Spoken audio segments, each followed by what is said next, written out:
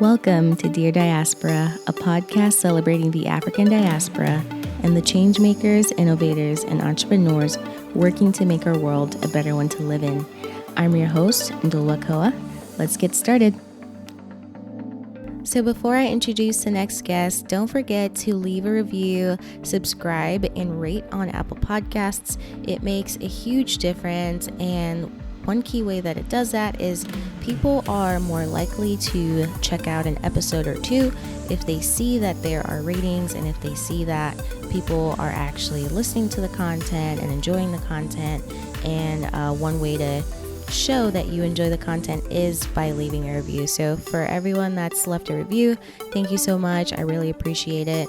And if you are listening on any other podcast listening platform, please make sure you follow the podcast so you're notified each Sunday when new episodes come out. And lastly, if you're listening on Spotify, you can actually share the podcast that you listen to on Instagram stories, just like you would a song. So if you're listening to Dear Diaspora on Spotify, you can share that in your Insta stories and I will repost. So of course, tag Dear Diaspora and I will repost, and really appreciate you spreading the word about the podcast. Thank you so much for tuning into episode 24, and happy Sunday to you all. I am so excited to introduce my next guest. I had the pleasure of interviewing the founder of Kahawa 1893. Kahawa 1893 is bringing a unique business model to the coffee industry and taking fair trade to the next level. By cutting out the middleman and working directly with farmers, the company has found a way to share delicious Kenyan coffee while empowering women coffee producers. So I first heard about Margaret Nyamumbo on the African Tech Roundup podcast maybe a year ago and thought that she would make such a great guest, and she absolutely did. During the episode, she shares what it was like to grow up on a coffee farm in Western Kenya, move to the US for school, attend Harvard Business School, and she shares so much and such great information about her current work to build a Pan-African coffee brand we can all be proud of. I learned so much from her during this conversation, and I can't wait for y'all to listen. So here is my conversation with Margaret Nyamumbo. Margaret, thank you so much for being a guest on Dear Diaspora. I'm so excited to have you. Thanks for having me. Absolutely.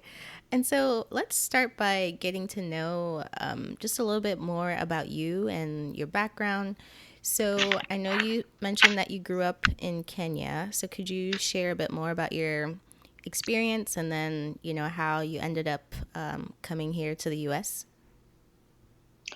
Yeah, so I grew up in Kenya, specifically in Western Kenya, in a coffee growing family. So I actually grew up on a coffee farm. And I moved to the US to study. So I did my undergrad. Then after that, I got my MBA from Harvard and went to work on Wall Street. And when I was working on Wall Street, I was thinking about what I wanted to do next. And I'd always wanted to build something. And I, sort of noticed how the coffee scene was growing. The specialty coffee industry was growing. And Kenya is considered the best in the world. It's analogous to France in the wine world. And I remembered that the farmers that I left back home were still not getting their fair share. So I decided to start a coffee company that would make sure that the farmers would get a fair share of the profits. Wow. And I love how you kind of just casually dropped that you went to Harvard for your MBA. Could you share a bit more about that? Like, what was it like going to Harvard? I don't know. That's an interesting question. I always wanted to get an MBA. I think when I was an undergrad, I went to Smith College undergrad, and the admissions director at Harvard came to give a talk. Actually, the admission director from Harvard and Yale were both women at the time, and they came to Smith to give a talk about sort of why women should, go to business school to increase the number of women in CEOs or leadership roles. And that was, the time that I remember speaking to them at the event and realizing that I wanted to go into the business world. And an MBA was a really good way to prepare myself for that. So that's how I started thinking about it. But obviously, it was a long journey to get there. But it's, some of the best time I've spent in school, and it's something that I'm always recommending to people if they can. It's both useful as an intellectual journey, not just as a sort of doing something because of the perceived benefits. But I think that to me, it's an intellectual journey, really, but also sort of the network that you get afterwards.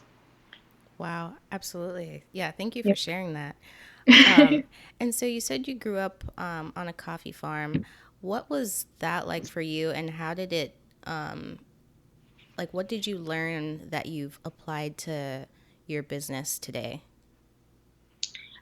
I mean, growing up in a coffee farm means that I know the direct experiences of coffee farmers. So I know what it takes to get a coffee from the farm all the way to the market here in the United States. And so for me, when I decided to get into the business, what I really needed to understand was the US side of the business, which is the consumer side. So I came in with an advantage of having exposure to really knowing how what it takes to get the coffee from the farm to the market. Wow. And so could you walk us through like the early days of you kind of thinking through starting Kahawa 1893, and kind of what was like that final thing that like pushed you to be like, okay, I'm gonna start this and this is what I need to get started? Yeah, no, that's a good question, and I get that question a lot. And for me, what happened, it's almost, I want to say there's an element of luck involved. And I was in New York at the time, and New York is one of the greatest, cities for coffee. So there's a coffee shop on every block, and not just Starbucks, but really independent specialty coffees. And I actually reached out to a well-known mentor in the coffee industry. So someone that is been in the industry since the 70s, actually helped Starbucks build out their second and third stores when they were starting out in Seattle. So this was someone that was well known in the industry, really understood what it takes to be successful, and sort of reached out to them and told them my vision of what I wanted to do for the industry. And they were, because of how authentic I was, and that's a big part of this, because of how authentic I was, and sort of I was asking for them to sort of advise me or help me to think about what to do. And they took me under their arm, and I spent time learning through the ropes in there. They had a roastery in Brooklyn, New York, which is also the center for roasting coffee. So they took me under their arm in guidance, and I spent the weekends really learning from them. And it happened that Kenyan coffee, as I mentioned, is considered the best. So he was also really excited to be working with me because he loved Kenyan coffee, and sort of being able to have that access was sort of this mutual point of connection. So ultimately, I think for me, jumping ship was working with someone that was a mentor from the industry that could really show me the ropes, especially coming in as a woman of color, African immigrant. So all of those things combined, having someone that's an authority in the industry guiding you is really important. Thank you for that. Yeah, that's super important. And so could you walk us through just how Kahawa 1893 works today? Like, so are you still working primarily with your like the family coffee farm, or have you expanded? And like how do all the logistics work? Yeah, so we obviously started out with my family's coffee farm, and we've since expanded to neighboring coffee farms. So we're part of a cooperative. So the way that we process coffee in Kenya is groups of farmers. So right now we have about 8,000 farmers that we work with in a cooperative, sort Wow. of that process that coffee together, and we export it to the United States. So we export it into California, the largest coffee warehouse in the United States, and is in San Francisco, right in our backyard. So that's, the coffee comes directly from Kenya to San Francisco, and we roast it here every week. And our distribution is, can think of it in three ways. So we actually have, direct to consumer access on our website, kahawa1893.com, where you can order the coffee directly, and we can, choose whether you want a dark roast, medium roast, ground, whole bean. And then our other channel is we do sell in other specialty stores in New York and San Francisco. And the third part that I'm sort of really excited about has been working with companies, especially with tech companies in the Bay Area like Facebook, Twitter, Chan Zuckerberg, and other distributors in the Bay Area to sell directly to companies. And what's really exciting about that is sort of for us to being able to bring our message of sort of diversity and inclusion into workplaces directly, and having sort of Black women in workspaces have enjoy a product that speaks to their values. So those are sort of the three entry points for the product currently. Wow. That's all super smart. Like all those strategies are super smart for sure. And so how integral is the fact that you are in San Francisco? Because I feel like it's great that you have like all the momentum and things happening as far as like the startup community goes. And then on top of that, you have the coffee, being Yeah. able, yeah, like I feel like that's just it, like it just works out so perfectly. Yeah, so I mean, it is so, as you know, coffee is such a location specific type of product. To begin with, and San Francisco is considered the trendsetter in the coffee industry. So some of the national brands that end up becoming, except Starbucks, the national brands that have become famous have actually come out of San Francisco. So when you think about Blue Bottle, Equator, just some household names in the coffee industry are actually out of California. So California is a place where, similar to how fashion comes out of LA in a way, when you think about it, all the fashion brands come out of LA. San Francisco sets the trends in food and coffee. So it's a really good place to get our roots based in. And it's also a population that is in tune with the values that we espouse. Wow, I had no idea that San Francisco was such a, like you said, like a trendsetter or like this Yeah, hub it for sets trends in coffee. everything. So similar to how it sets trends in tech companies, like, Uber came out of here. Mm-hmm. Really, some of the biggest companies like, Airbnb came out of here. They set trends in coffee. So the big coffee companies actually started out in California. That is super cool. Yeah. And how big is your team at the moment? So I mean, it's really hard to put it down in numbers because we work sort of this. We have some people in Kenya, we have some people in San Francisco, we have some people in New York. It's really hard to think about the specific numbers at the moment. But I think I think the best way to think about it is, so we've been around for about 2 years now. And so we are, I would say probably about 10 people that I work with on weekly basis. Wow. Oh, I mean, Yeah. that's pretty awesome for a Di- startup, yeah. though. Like, Differing, differing degrees of contact. Yeah. wow. And so, could you share a bit more about? So, I know people are able to send tips to Yeah. like the farmers or the producers.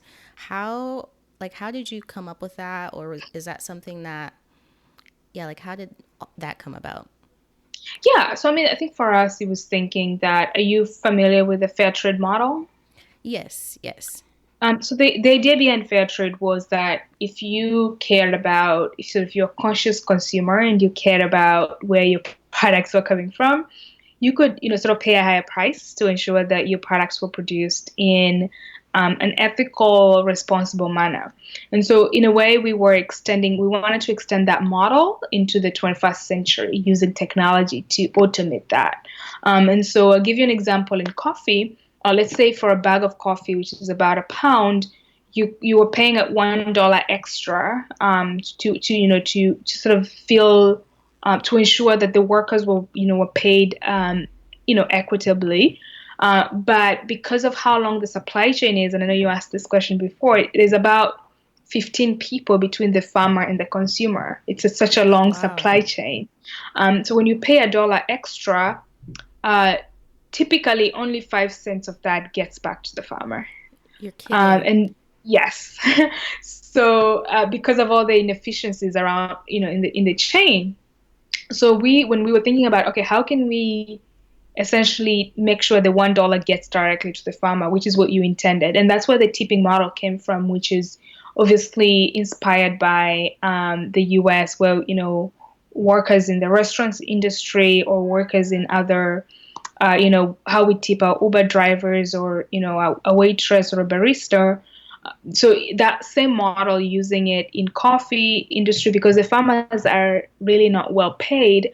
How can we, if we are responsible consumers, how can we support these farmers directly? So because there just is not a way right now for you to support a farmer directly. $1 goes such a long way in Kenya Mm. versus in the US. So if for each bag of coffee you buy, so right now actually the average person tips $5 per bag of coffee.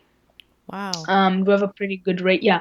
So that's 5 times more than the current price of coffee.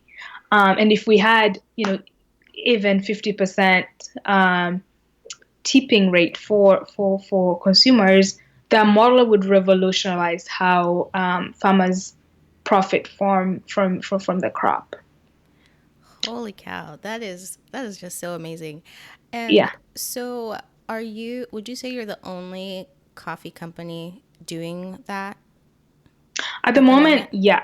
Yeah, at the Wow. moment, yes. And we actually had a Forbes article, I don't know if you saw it, where they went into a little bit of detail about how we're doing it. And when we launched, we were focusing on the ability to essentially use blockchain and cryptocurrencies as a way to do cross-border transfers. As immigrants, you know how expensive it is to send money cross-border Mm-hmm. and to send small amounts. So we wanted to leverage digital payments, digital currencies as a way to do instant transfers of small payments. And it is something that we're still exploring, we're still working on, and we welcome partners. And this is the idea that, imagine you go to a coffee shop and you buy a cup of coffee for $3, and you wanted to tip the farmer for 50 cents or 10 cents. Imagine being able to do that at the coffee shop level.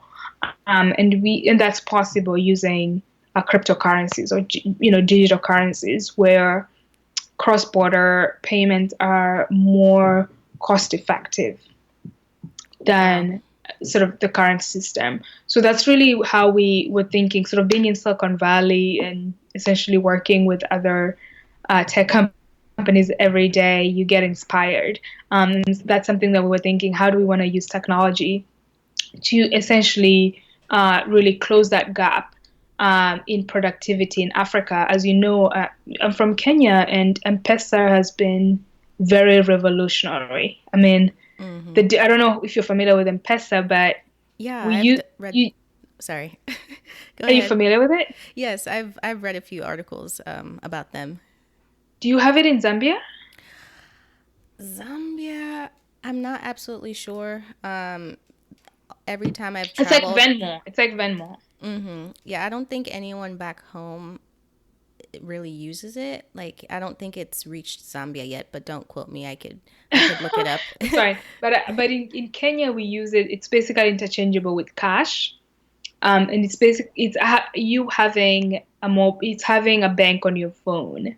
And what's so cool about that is before that, if you worked in the city and you needed to send cash to your family in the village, you had to get on the bus, travel for hours, and then you risk being robbed on the bus and then travel back. So spend a couple dollars to travel to your home and then come back in time. And now you don't have to do that. So it's really changed.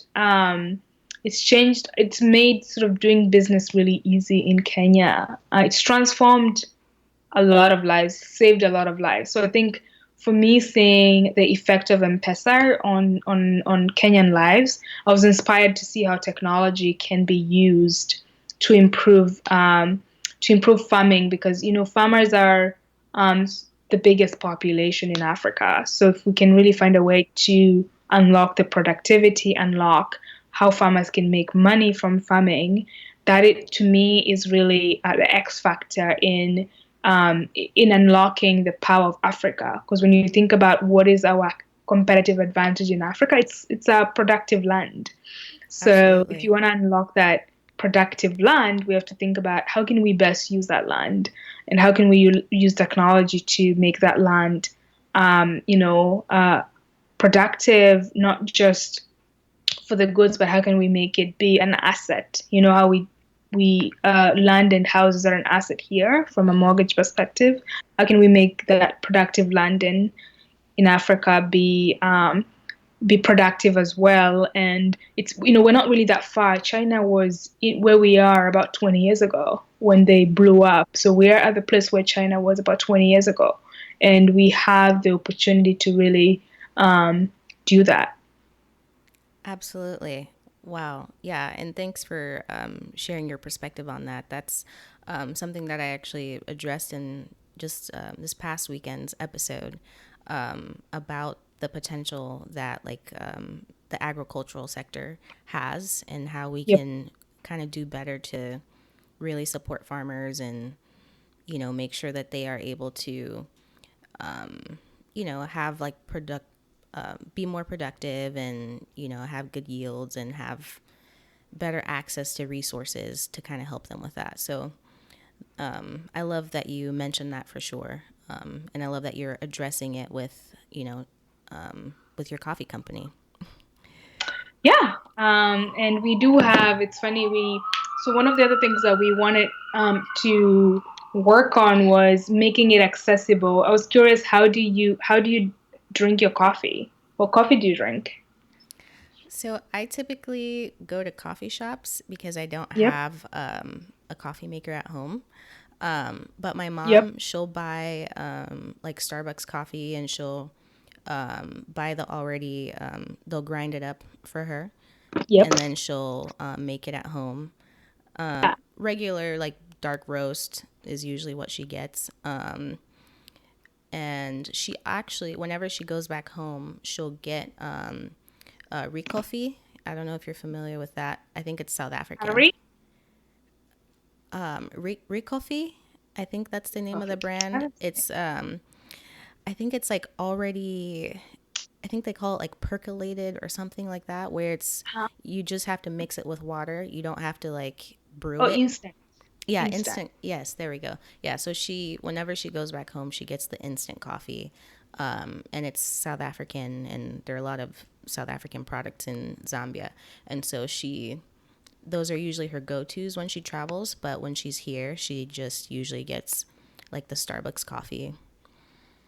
Yeah, no, no, that's really cool. And it's a good segue into where I was going. Is one of the things that we're working on was providing our coffee in formats that are easy to use for consumers. And so we actually came up with this product. It's called a single serve coffee bag, and it's coffee that you brew like that you brew as if it's tea. So you don't need a machine. You just put it in water. You put hot water, and it Ah, brews like you would tea. Yeah. So it's really easy to brew. And because a lot of people don't have time or don't know how to do sort of all the steps that are needed in brewing coffee.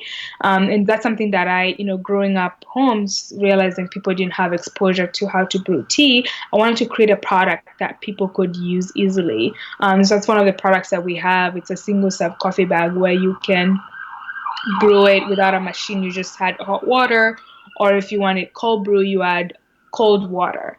And that's a product that a lot of people in Africa are interested in. I've been getting a lot of outreach from people in Africa wanting to buy it. We don't currently sell in Africa; we only sell in North America. But that's a product that I'm really excited about expanding and sort of bringing it more people because of how easy and convenient it is to brew. Absolutely. Yeah. I mean, I really like that approach, even for, like, obviously for African consumers, but even for people here who don't have, coffee machines at home, or don't have the time to, like, you know, or don't have the patience to, like, sit That there and, patience, yes. brew a cup of coffee. So, yeah, that's really cool. Thanks for sharing that. Yeah. So yeah, that's very exciting. Nice.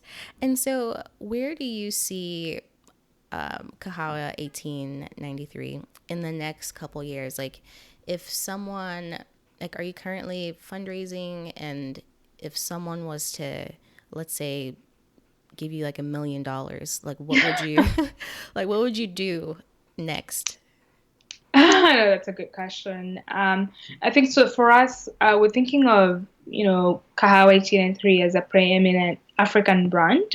So I don't know if you know this, but coffee is originally from Africa. So it was first grown in Ethiopia and then moved to Europe and then to South America and to North America. So it's one of our greatest, really biggest exports out of Africa. And a lot of people, because of like the Italian roast and French roast, people think that coffee comes from Europe, but coffee is actually from Africa. And so to me, one of my greatest points of pride is being able to take something like coffee, which is part of our daily lives, and it's sort of being able to add this African pride to it. And for Kahawa 1893, our goal is to build a Pan-African coffee brand that we can all be proud of, because everyone drinks coffee, and I want to bring it to sort of audiences around the world. And with as we grow, our goal is to not just still make the best coffee, but make sure that it's available in, around the world for everyone to really enjoy it. So our goal is to expand our distribution beyond San Francisco to other parts of the world over time, really, because I think that there's something to be proud about enjoying the best of Africa. Absolutely. I love that you mentioned that, because I feel like a lot of times people don't associate coffee with Africa per se, because if you go to the average coffee shop, it's usually run by a non-black person. And Yes. people that work there typically aren't black either. So people just have this, I would say, this sense of thinking that it's reserved for certain communities, but then it's Yep. it's like the blackest thing out there. Because Yeah, so that was really my daily job, is to remind people that coffee is originally from Ethiopia, and coffee is inherently African, and it's one of the biggest gifts we give the world. And educating even Africans that don't know about that, and just growing that culture of drinking coffee. Wow. And so do you see yourself having like an actual, like, brick and mortar coffee shop at some point somewhere, or are you sticking with more I would love to have a brick and mortar in every city. I think that would be such a great way, and not just for the coffee, but also just as a place to convene African cultural events. wow. Yeah, that would be great. I mean, I would definitely make use of the that coffee shop. Because I think that it's a natural. I just had an event last weekend, um, at a house, and we were serving kahawa there. And by the way, kahawa means coffee in Swahili, which is the Kenyan language. And then 1893 is when coffee was first grown in Kenya. So our name is really kind of rich with that symbolism of continuing the pride of sharing the best coffee in the world. So at that event, I remember later a friend asked me, we were brainstorming about the brand, and a friend asked me, so what did you think about was happening when people were consuming coffee? So there was a time when everyone got their cup of coffee, and we then sat around and we were talking, and we were reflecting on what was actually happening. And then we realized that what happened was everyone got a cup of coffee, and it became a community, and it became a time for us to share ideas and connect. And for us, kahawa wasn't just what's in the cup, but it basically what it made us. It connected all of us to a common thread. And I feel like that there's an opportunity there to do that offline in gathering spaces. Absolutely. Wow. I thank you for sharing that. I think that would be very cool to see, because I also I frequent like coffee shops, and I would love to see more people that look like me in coffee shops. And There isn't. I mean, the typical coffee shop, like, yeah, I don't see too many people that look like me, unless I'm in specifically, like a black neighborhood or something like that. But even with that, it's still rare. But then I also live in the Midwest, so maybe it's different on the coasts or, other cities. But yes, I definitely look forward to all the progress that you're going to make. And one last question: what would you say excites you about Africa's future? As I mentioned, I mean, we are where China was 20 years ago. So we are about to take off. And so what's exciting is that this year, 2020, feels sort of a time when a lot of things are realigning, and Africa is getting an opportunity to it really start to shape itself. We're having sort of former French colonies rejecting France. We're having former British colonies rejecting Britain and wanting their land back, at least in Kenya and South Africa and Zimbabwe. And so and then we have the U.S. that's wanting to have a different relationship with Africa, and sort of Russia coming in, China coming in. So it's a really interesting time where Africa is in a position to really engage with the world in a new way. It feels a little bit like the 60s, when we had the independence movements, which we don't think about as being, at the time for them, it was significant because remember, they were under colonial rule and they were about to become free. That was so significant. And for us now, we are in a transitional period. I mean, we've been under neo-colonial rule for the last couple of years. And we're at a point where we have an opportunity to rethink our engagements with the world and think about, what are the new ways that we can re-engage on our terms. And with after passing sort of the Africa forming a trade area, and sort of thinking about how to trade within Africa ourselves, I'm really excited about this transition period. I think it's a really great inflection point, but I'm also cautious that we don't waste it with politics. We don't waste it with trivial things, and we really use it. I think this is our 60s. This is our parents' 60s. Our parents, the 60s was very important for them to transition into independence, and for us, like, this is a time for us to transition into a really new kind of independence and flourishing that could be really interesting.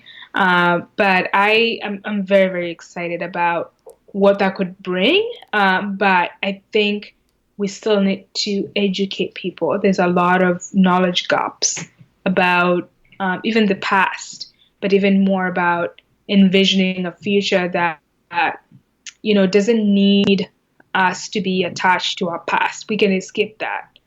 So I'm very excited about the crop of the new generation. I think the generation that we're seeing in the US supporting Bernie Sanders, that's very excited about a progressive movement.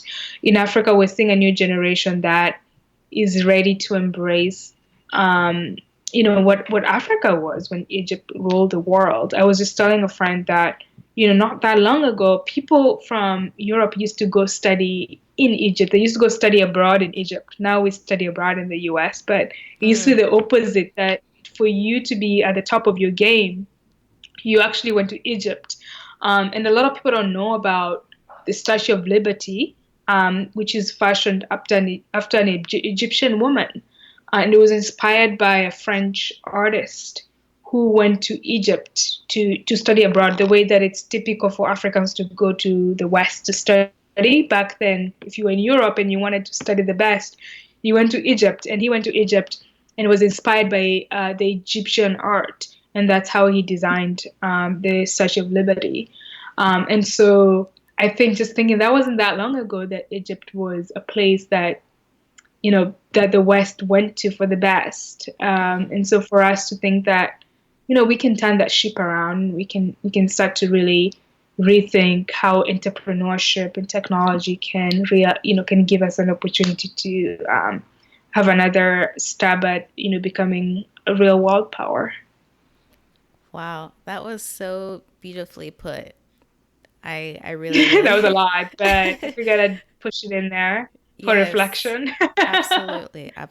That Yes. Yeah, I totally agree with everything that you had to share. I feel like this is definitely our time, and I look forward to all of us just kind of taking ownership in this movement or this moment, and because everything that we are doing now is gonna make an impact for generations to come. And so yeah. Wait, are you a millennial or Gen Z?